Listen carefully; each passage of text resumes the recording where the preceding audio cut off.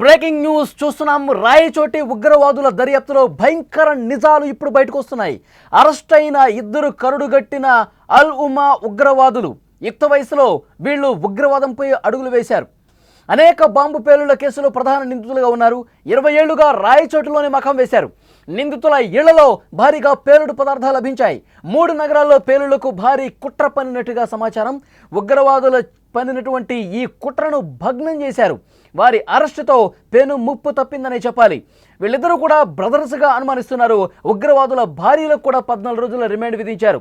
పోలీసుల అదుపులో కొంతమంది అనుమానితులు ఉన్నట్టుగా మనకు సమాచారం వస్తుంది. రాయచోటి ఉగ్రవాదుల అరెస్టు దర్యాప్తులో బయటపడుతున్నటువంటి నిజాలు చాలా భయంకరంగా ఉన్నాయి. 2 రోజుల కిందట అరెస్ట్ అయినటువంటి ఉగ్రవాదులు అబూబకర్ సిద్దికీ, మహమ్మద్ అలీ అలియాస్ మన్సూర్లు మోస్ట్ వాంటెడ్ టెర్రరిస్టులుగా ఇప్పుడు వస్తున్నటువంటి సమాచారం. అల్ ఉమా ఉగ్రవాదులుగా పోలీసుల విచారణలో తేలింది. యుక్త వయసులోనే వీళ్ళు ఉగ్రవాదంపై అడుగులు వేశారు. దేశంలో అనేక చోట్ల రక్తపాతాన్ని సృష్టించిన చరిత్ర ఉంది. అన్నదమ్ములుగా అనుమరిస్తున్న వీళ్ళిద్దరూ అనేక బాంబు పేలుళ్ల కేసులో ప్రధాన నిందితులుగా ఉన్నారు. 1995 నుంచి మొదలుకొని 2011 వరకు చెన్నై, కర్ణాటక, కేరళలో జరిగిన అనేక బాంబు పేలుళ్ల కేసుల్లో వీరి హస్తం ఉంది. స్క్రీన్ మీద విజువల్స్లో కూడా చూడొచ్చు వాళ్ళకి సంబంధించినటువంటి ఫోటోలు. వీళ్ళిద్దరూ ఫ్యామిలీతో సహా 20 సంవత్సరాలుగా రాయచోటిలో ఉంటున్నారు. 2011లో మంగళూరు బాంబు పేలుళ్ల కేసులో అబూబకర్ సిద్దిక్ ప్రధాన నిందితుడు కాగా మహమ్మద్ అలీ కూడా నిందితుడు. బెంగళూరు మల్లేశ్వరంలో జరిగిన బాంబు పేలుళ్లలో కూడా వీళ్ల ప్రమేయం ఉంది. 1999లో బాంబుల తరలింపు సమయంలో జరిగిన పేలుడు ఘటనలో వీళ్ళు నిందితులుగా ఉన్నారు. పక్కా సమాచారంతో తమిళనాడు ఏటీఎస్ పోలీసులు వీళ్ళని రాయచోటుకు వచ్చి అరెస్ట్ చేయగా అనంతరం ఏపీ పోలీసులు దర్యాప్తు చేస్తుంటే కొన్ని సంచలనమైనటువంటి విషయాలు బయటకు వస్తున్నాయి.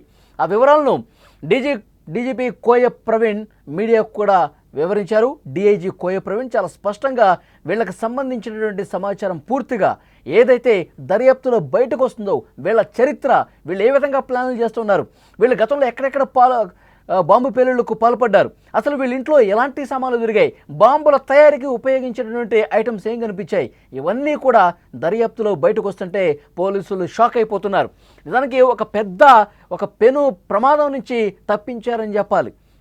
దేశవ్యాప్తంగా పలు ప్రధాన నగరాల్లో బాంబు పేలుళ్లకు వీళ్ళు కుట్ర పన్నారు. రైలు మార్గాలను పేల్చేందుకు కూడా ప్లాన్ రెడీ చేస్తున్నారు. ఇందుకు సంబంధించిన మ్యాపులు వారి ఇంట్లోనే దొరికాయంటే పరిస్థితి ఎంత దారుణంగా ఉందో, వీళ్ళు ఏ విధమైనటువంటి ఆలోచనతో ఉన్నారు, ఎలాంటి దాడులకు రూపకల్పన చేస్తున్నారు అనేది కూడా అర్థమవుతుంది.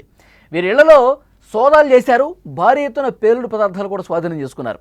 ఈ సోదాల్లో ఫ్యూయల్ ఆయిల్తో కలిపిన అమోనియం నైట్రేట్, ఇంప్రొవైజ్డ్ ఎక్స్ప్లోజివ్, తర్వాత PETNతో నిండి ఉండే బాంబు, 20 కేజీల సూట్ కేసులో మరొక సూట్ కేసు ఏమో IED ఉంది, ఒక బాక్సు IED, తర్వాత గన్ పౌడర్లు లభించాయి, కొడవళ్ళు, టైమర్ల కోసం గడియార యంత్రాలు, ఫుల్ స్విచ్లు, అలాగే ప్రెషర్ స్విచ్లు, స్పీడ్ కంట్రోలర్స్, గ్యాస్ ట్యూబ్ అరెస్టర్లు, పేలుళ్ల సమయంలో గాయాలయ్యేందుకు ఉపయోగించే బాల్ బేరింగ్స్, నట్లు, బోల్ట్లు, బైనాక్యులర్లు, వాకీటాకీలు, రేడియో పరికరాలు, మొబైల్ ఫోన్లు, 2 ల్యాప్టాప్లు, కోడింగ్ పుస్తకాలు, చెక్ పుస్తకాలు, PETNతో నిండి ఉండే బాంబు, గన్ పౌడర్లు, డ్యాగర్లు, కొడవళ్ళు, ఇలా ఏవైతే బాంబులు తయారీకి ఉపయోగిస్తారో అనేక చోట్ల గతంలో బాంబు పేలుళ్లు జరిగినాయి. ఇలాంటి సామాగ్రితోనే అతి భయంకరమైనటువంటి పేలుళ్లకు పాల్పడ్డ పరిస్థితుంది. ఆ సామాగ్రి మొత్తం కూడా వీరి ఇళ్లలో సోదాలు చేస్తే లభించాయి. పేలుళ్లకు సంబంధించి అనేక చోట్ల వీళ్ళు గతంలో కుట్ర పన్నారు.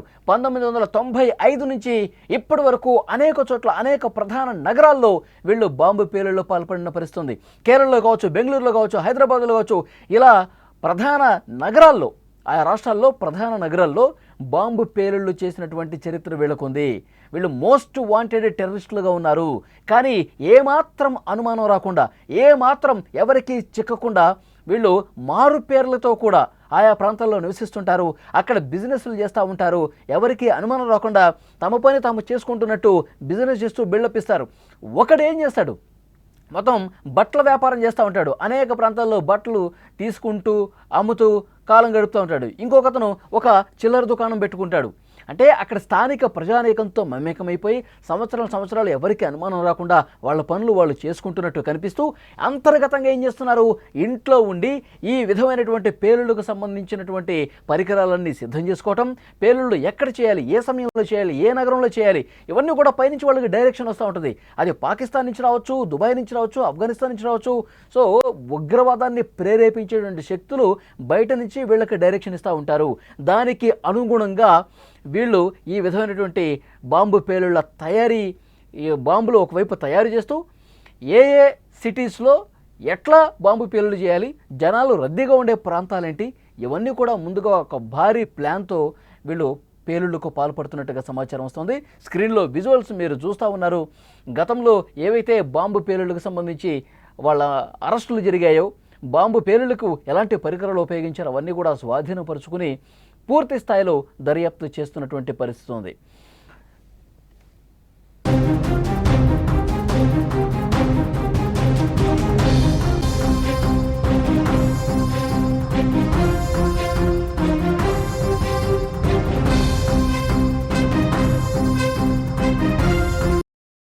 రాయచోటి ఉగ్రవాదుల అరెస్టు దర్యాప్తులో బయటపడుతున్నటువంటి నిజాలు చాలా భయంకరంగా కనిపిస్తున్నాయి. 2 రోజుల కిందట అరెస్ట్ అయినటువంటి ఉగ్రవాదులు అబూబకర్ సిద్దికి, మహమ్మద్ అలీ అలియాస్ మన్సూర్లు, వీళ్ళు మోస్ట్ వాంటెడ్ టెర్రరిస్టులు.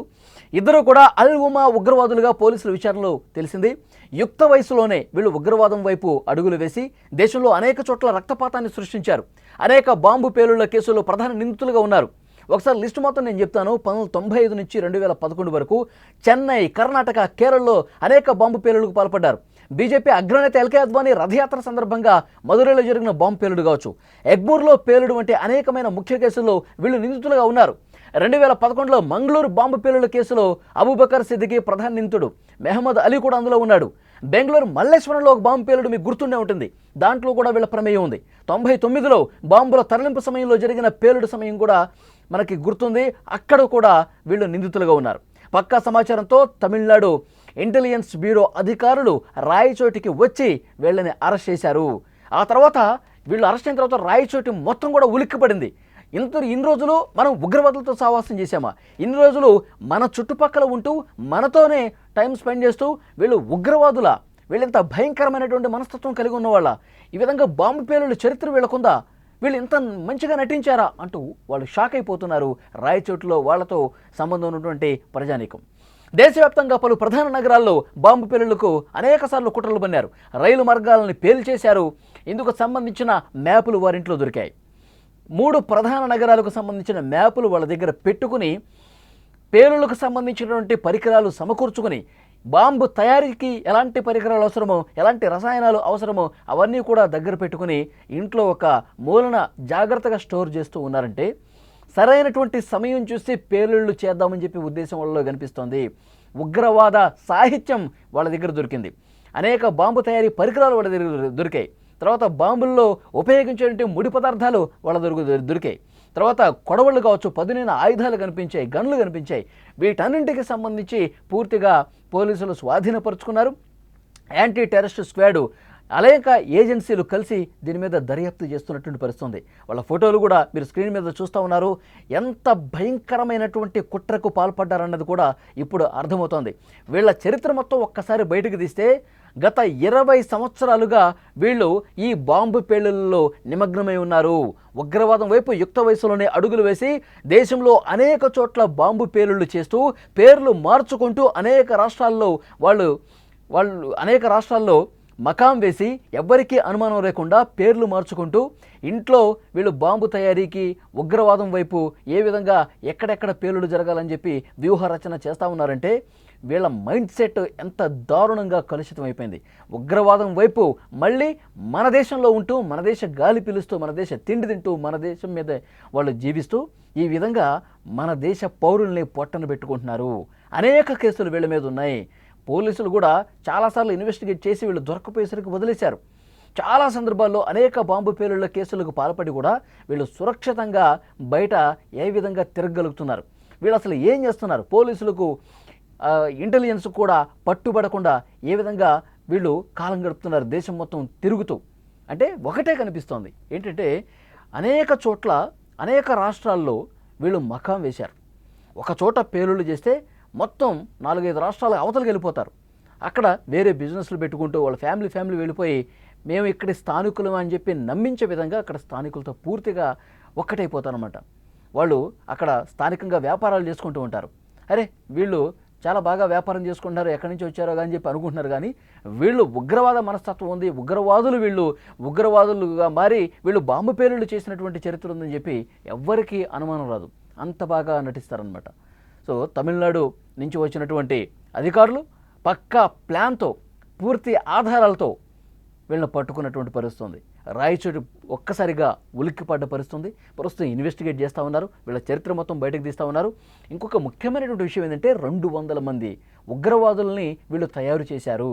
స్థానికంగా చాలామంది యువకుల్ని ఉగ్రవాదం వైపు మళ్లించి అసలు ఉగ్రవాదం వైపు మళ్లించడానికి అనేక రకాల ప్రసంగాలు వాళ్ళకి ఇచ్చి అసలు బాంబుల తయారీకి సంబంధించి ఏ విధంగా తయారు చేయాలి, దాన్ని ఏ విధంగా ఎక్కడి నుంచి ముడి సరుకును మనం తెప్పించాలి, ఎవరికి అనుమానం రాకుండా ఎలా బిహేవ్ చేయాలి, ఇవన్నీ కూడా 200 మందికి వీళ్ళు ఉగ్రవాదం వైపు అడుగులు వేసేలా ప్రోత్సహించారంటే దారుణమైనటువంటి పరిస్థితులు కనిపిస్తున్నాయి. ఆ 200 మంది ఎక్కడున్నారు, ఇప్పుడు వీళ్ళిద్దరిని పట్టుకోవడం కాదు, ఆ 200 మంది ఎక్కడున్నారో కూడా పోలీసులు ఇన్వెస్టిగేట్ చేస్తూ ఉన్నారు.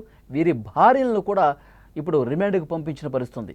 ఇంత దారుణంగా వీళ్ళు ఉగ్రవాదులుగా మారి విధంగా చేస్తూ ఉంటే వీళ్ళు భార్యలకి తెలిసి జరుగుతుందా తెలియకుండా జరుగుతుందా ఇంకా స్పష్టమైనటువంటి ఆధారాలు సంపాదించే పనిలో పోలీసులు ఉన్నారు. సో అందుకనే వాళ్ళను కూడా 14 రోజుల రిమాండ్ పంపించినటువంటి పరిస్థితుంది. సో ఏదేమైనప్పటికీ రాయచోటులో ఉగ్రవాదుల లింక్ బయటపడేసరికి అందరూ కూడా షాక్ అయిపోయారు.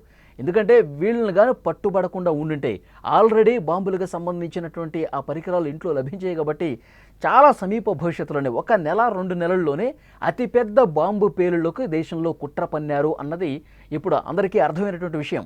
ఈలోపే అరెస్టు జరిగింది కాబట్టి ఊపిరి పీల్చుకున్నటువంటి పరిస్థితి ఉంది. లేదంటే మనం ఈ బాంబు పేలుళ్ల చరిత్ర ఒకసారి మనకు తెలుసు. హైదరాబాద్లో మక్కా మసీద్ పేలుళ్ళు కావచ్చు, దిల్సుఖ్ నగర్ బాంబు పేలుళ్ళు కావచ్చు, లుంబిని పార్కు, గోకుల్ చాట్ బండార్, ఇవన్నీ పేలుళ్ళు జరిగి ఎంతమంది ప్రాణాలు కోల్పోయారు, ఎంతమంది అంగవైకల్యంతో ఇప్పటికి కూడా ఇబ్బంది పడుతున్నారు మనందరికీ తెలుసు. కాబట్టి వీళ్ళని అరెస్ట్ చేయడంతో ఆ బాంబు తయారీ సామగ్రిని కూడా స్వాధీనం చేసుకోవడంతో అక్కడ స్థానిక ప్రజానీకం ఊపిరి పీల్చుకుంటున్నారు. ఎందుకంటే పెహల్గాం ఉగ్రదాడి తర్వాత ఇక దేశంలో ఉగ్ర కుట్ర జరిగే అవకాశం ఉందని చెప్పి కేంద్ర ఇంటెలిజెన్స్ నుంచి సమాచారం ఉంది. దాంట్లో భాగంగానే పెద్ద ఎత్తున దేశంలో సోదాలు చేస్తూ ఉన్నారు. ఆ సోదాల్లో భాగంగానే వీళ్ళు అరెస్ట్ అయ్యారనమాట. సో నిజంగానే వీళ్ళు ముందస్తుగా అరెస్ట్ కావడంతో దేశం కూడా ఒక ఊపిరి పీల్చుకున్న పరిస్థితుంది. ఇలాంటి ఉగ్రవాదులు, ఇలాంటి దేశద్రోహులు మన దేశంలో ఉంటూ మన దేశ ప్రజల్ని పొట్టను పెట్టుకుంటూ ఉగ్రవాదం వైపు అడుగులు వేస్తూ బాంబు పేలుళ్ళు చేస్తున్నటువంటి వాళ్ళు ఇంకెవరైనా ఉన్నారా? నిశ్చితంగా పోలీసులు కూడా గమనిస్తున్నారు. దేశవ్యాప్తంగా ఈ సోదాలు అనేవి కొనసాగుతూనే ఉన్నాయి.